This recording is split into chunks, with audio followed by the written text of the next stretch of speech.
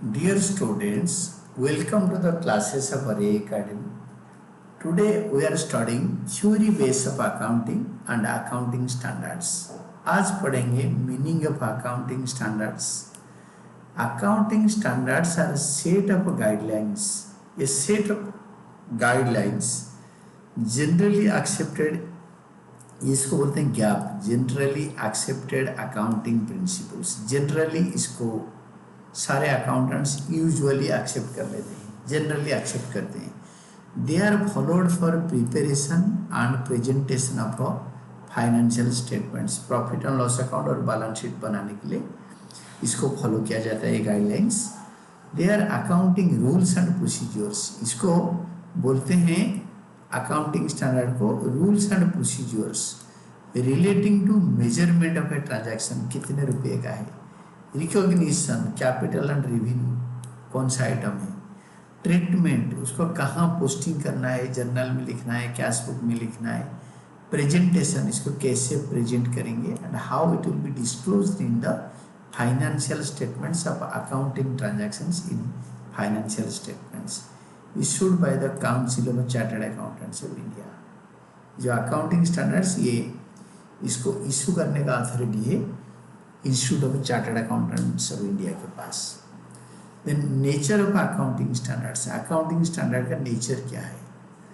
Nature of accounting standards.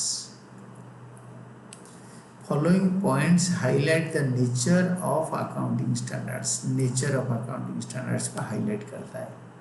Following points highlight nature of accounting standard. तो first क्या होता है ना, अकाउंटिंग स्टैंडर्ड्स आर गाइडलाइंस. ये गाइडलाइंस है providing framework that credible financial statements are prepared. ये है guidelines for providing the guidelines providing the framework so that credible financial statements can prepared. Accounting standards ना guidelines है जो कि provide करता है जो इंफॉर्मेशन, उसको अगर फॉलो करके कोई अकाउंट्स बनाए तो वो क्रेडिबल फाइनेंशियल स्टेटमेंट्स प्रिपेयर कर सकते हैं, अच्छे वाले credible. Then second objective, second nature होता है objective of setting accounting standards is to bring uniformity in accounting practice and ensure transparency, consistency, comparability. अगर हम अकाउंटिंग स्टैंडर्ड का एक ऑब्जेक्टिव और होता है, इसका एक नेचर होता है कि सारे ऑर्गेनाइजेशन में जो अकाउंटिंग प्रोसीजर फॉलो होता है, जो अकाउंटिंग जो फाइनेंशियल स्टेटमेंट से बनता है उसमें यूनिफॉर्मिटी हो, उसमें यूनिफॉर्मिटी लाया जाए, और सारे अकाउंटिंग जो प्रैक्टिसेस होता है उसके अंदर ट्रांसपेरेंसी हो अकाउंटिंग स्टेटमेंट से, कंसिस्टेंटली इसको प्रिपेयर किया जाए. मतलब कंसिस्टेंसी मतलब कोई भी मेथड फॉलो करते हैं कॉन्स्टेंटली सेम मेथड फॉलो किया जाए, और these statements should be comparable from year two year, एक साल से दूसरे साल तक इसको कंपेरेबल कर सके. थर्ड होता है accounting standards are prepared keeping in view the business environment and laws of the country. Accounting standards are prepared keeping in view business environment. मतलब जो बिजनेस एनवायरनमेंट है किसी कोई एक देश का या कोई जगह का, उस एनवायरनमेंट और लॉ उसी देश का, उसी को माइंड में रखते हुए accounting statements are prepared, accounting standards. It therefore naturally means that the guidelines change. ये जो गाइडलाइंस है अकाउंटिंग स्टेटमेंट का, ये चेंज हो जाता है with change in business environment and laws. जबकि बिजनेस एनवायरनमेंट और लॉ में चेंज होता है तो गाइडलाइन भी अकॉर्डिंगली चेंज हो जाता है, उसको सूट करने के टाइप को बना देते हैं. It is because of this that accounting standards are being revised. These are being revised from time to time. वो टाइम पास करने के साथ साथ ये चेंज हो जाता है. आज ऐसे फॉलो किया जा रहा है, अगले दिन वैसे फॉलो किया जाएगा, तो टाइम टू टाइम चेंज हो जाता है.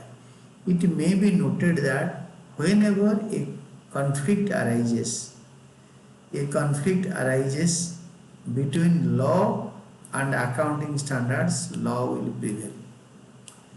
जबकि whenever a conflict arises, जब एक conflict arise करता है लॉ और अकाउंटिंग स्टैंडर्ड में, तो लॉ प्रिवेल करेगा. दोनों में अकाउंटिंग स्टैंडर्ड ऐसे बोलता है, लॉ ऐसे बोलता है, तो definitely law will prevail over accounting standard. हमें लॉ मानना पड़ेगा. Then fourth nature of accounting standard है, अकाउंटिंग स्टैंडर्ड इज मैंडेटरी. ये कंपलसरी, हर इसी को फॉलो करके बनाएंगे, ऑप्शनल नहीं है, it is mandatory, compulsory. Accounting standards have also been made flexible in sense that where alternative accounting practices are acceptable, and enterprise may adopt any of the practices with a suitable disclosure. Company या business organisation उसको financial statement के नीचे note में लिख के कोई भी alternative accounting method follow कर सकता है, अकाउंटिंग प्रैक्टिस फॉलो कर सकता है, बट वो लिखना पड़ेगा. ये फ्लेक्सिबल है, आप कोई से भी अडॉप्ट कर लो, but you have to mention it. For example, an enterprise में charge depreciation on written down value method और स्ट्रेट लाइन मेथड, या दोनों का मिक्सचर और कोई थर्ड फोर्थ मेथड, बट उसको मेंशन करना पड़ेगा. Then concept of accounting standard, accounting standard का कॉन्सेप्ट क्या है? What is the concept of accounting standard? Accounting standards prescribes the accounting rules and procedures. Accounting standard prescribe करता है accounts का rule और procedure. किसके लिए prescribe करता है? For recognition, मतलब to recognize the transactions, कौन सा transaction book में लिखना है. Measurement, वो transaction कितने, उसका money value क्या है, उसको measure करना. उसका ट्रीटमेंट, कौन से अकाउंट में पोस्ट होगा, जर्नल में लिखा जाएगा या कैश बुक में, वो आगे पढ़ाएंगे. Presentation, how to present this in the, how to write this और present this in financial statement. And disclosure, कैसे हम डिस्क्लोजर ऑफ अकाउंटिंग ट्रांजैक्शंस, इसको कैसे डिस्क्लोज करेंगे इन फाइनेंशियल स्टेटमेंट्स. जो profit and loss account balance sheet बनाएंगे, that is financial statements, उसमें इसको कैसे डिस्क्लोज करेंगे. They are prescribed to be followed in preparing. They are prescribed to be followed in preparing and presenting the financial statements. They are prescribed to be followed. They are prescribed to be followed, मतलब ये इसलिए prescribe किया गया है कि ये follow किया जाएगा preparing and presenting financial statements. Financial statement बनाने में और प्रेजेंट करने में फॉलो किया जाएगा. So their financial statements are based on common rules. Common rule मतलब ऑलमोस्ट सारे ऑर्गेनाइजेशन एक ही टाइप का रूल फॉलो करेंगे, rules and principles, for better understanding by the users. जो यूज करेगा वो इजीली समझ पाएगा. ये होता है concept of accounting standard. Then comes your objective of accounting standard. Accounting standard का ऑब्जेक्टिव क्या है? Objectives of accounting standards are, first, minimise the diverse accounting policies. Diverse accounting policy को मिनिमाइज करना, मतलब ज़्यादा अकाउंटिंग पॉलिसी नहीं रखना, 1000 type का अकाउंटिंग पॉलिसी नहीं, एकदम minimise accounting policy and practice with the aim to eliminate them to the extent possible. जितने पॉसिबल हो या अकाउंटिंग पॉलिसी को हम एलिमिनेट कर दें. सेकेंड होता है promote better understanding of financial statements. इसको प्रमोट करेंगे, बेटर अंडरस्टैंड करेंगे फाइनेंशियल स्टेटमेंट को. How to understand in a better way the financial statements. Then understand significant accounting policies and adopted and applied. Understand significant, we should understand significant accounting policies adopted and applied. जो significant यानी important accounting policy हम adopt कर रखें और apply कर रखें, उसको समझने के लिए एक अकाउंटिंग स्टैंडर्ड का एक ये और एक ऑब्जेक्टिव है. फोर्थ ऑब्जेक्टिव है facilitating meaningful comparison of financial statements of 2 और मोर एंटिटीज. 5-10 या 2-4 ऑर्गेनाइजेशन का फाइनेंशियल स्टेटमेंट को कंपेयर करना, या एक ही ऑर्गेनाइजेशन का 2-4 साल का फाइनेंशियल स्टेटमेंट को कंपेयर करना. ये कंपेयर करने के लिए, मीनिंगफुल कंपैरिजन के लिए ये हेल्प करता है अकाउंटिंग स्टैंडर्ड, ये एक अकाउंटिंग स्टैंडर्ड का और एक ऑब्जेक्टिव है। Then last objective is enhancing reliability of a financial statement. इसको अगर अकाउंटिंग स्टैंडर्ड फॉलो करेंगे तो ये एनहांसेस, ये बढ़ा देता है कि फाइनेंशियल स्टेटमेंट को लोग रिले कर पाए, विश्वास कर पाए। Then utility of accounting standards, utility accounting standard का एडवांटेजेस, जरूरत क्या है। Then will study limitations of accounting standards. First हम पढ़ते हैं utility of accounting standards. Accounting standards serve the following advantages purposes. First, इसका फर्स्ट एडवांटेज है accounting standards provide the norms. ये नॉर्म प्रोवाइड करता है ग्राउंड, या ग्राउंड प्रोवाइड करता है on the basis of which financial statements are prepared. Accounting standard ground provide करता है, नॉर्म प्रोवाइड करता है जिसके ऊपर फाइनेंशियल स्टेटमेंट्स बनता है। सेकेंड होता है accounting standards ensure uniformity in preparation and presentation. ये ऐसे यूनिफॉर्मली अकाउंटिंग स्टैंडर्ड या अकाउंट्स प्रिपेयर होता है और प्रेजेंट होता है of financial statements by removing the effect of diverse accounting practices.